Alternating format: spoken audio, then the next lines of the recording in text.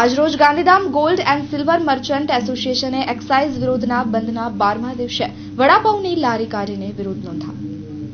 એક્સાઇઝના કાયદાના વિરોધમાં ગાંધીધામના વેપારીઓ ધંધાની શોધમાં આજે એક્સાઇઝ 24 carat vada pav, 22 carat vada pav, VVS vada pav, silver vada pav અને માત્ર ચેકથી જ વડાપાઉંનું વેચાણ કરીને પ્રતિક વિરોધ નોંધાવ્યો। આમ આદમી પાર્ટીના કચ્છના પ્રમુખ શ્રી ગોવિંદભાઈ દનીચા, ગાંધીધામ પ્રમુખ અંસારીભાઈ તેમના સભ્યો સાથે આવી અને દરેક સ્તરે સોનીભાઈ સાથે છીએ તેમ જણાવીને પોતાનો ટેકો જાહેર કર્યો।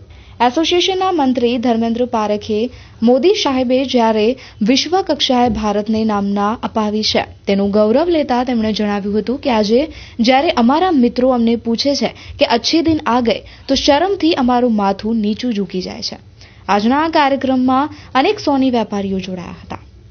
તો આ ઉપરાંત સોની સમાજવાડી ગાંધીધામ મધ્યે બ્લડ ડોનેશન કરાયું હતું। ગવર્મેન્ટ દ્વારા નવા ટેક્સ કાઢી અને અવ્યવહારુ ટેક્સ દ્વારા અમારા ધંધાને તોડી નાખવાના પ્રયત્નો કરવામાં આવે છે। 1963માં અમારા ઉપર એક્સાઇઝ નાખી હતી, જે 27 વર્ષ સુધી રહી હતી અને એક્સાઇઝના કારણે આવી જ રેકડીઓ કાઢીને અમારા સોની વેપારી ભાઈઓને ધંધા કરવા પડ્યા હતા।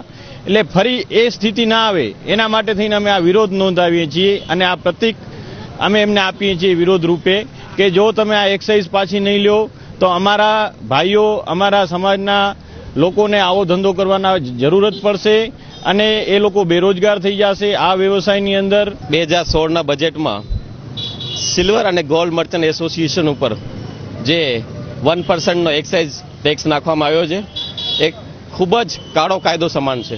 અમે આમ આદમી કચ્છ દ્વારા એનો વિરોધ કરી રહ્યા છીએ અને સંપૂર્ણ ટેકો જાહેર કરી રહ્યા છીએ। જ્યાં જ્યાં આ સંસ્થા, આ સંઘ અમને કહેશે ત્યાં એમની સાથે ઉભા રહીએ છીએ।